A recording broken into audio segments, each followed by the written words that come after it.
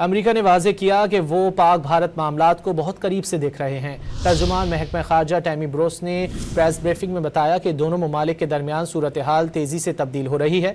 वो कश्मीर के मामले पर फौरी तौर पर कोई पोजीशन नहीं ले रहे। टेमी ब्रोस ने पहलगाम वाक़े की मजम्मत करते हुए मुलव्वस अनासिर को इंसाफ के कटहरे में लाने का मुतालबा कर दिया।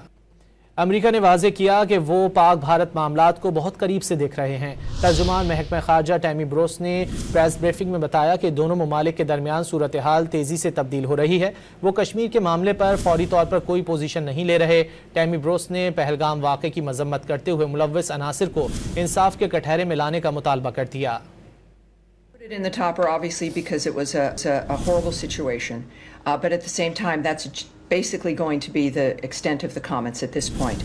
What I can tell you is, of course, as we all know, it's a rapidly changing situation, and we are monitoring it closely, as you might imagine, and we, of course, are not now taking a position on the status of Kashmir or of Jammu.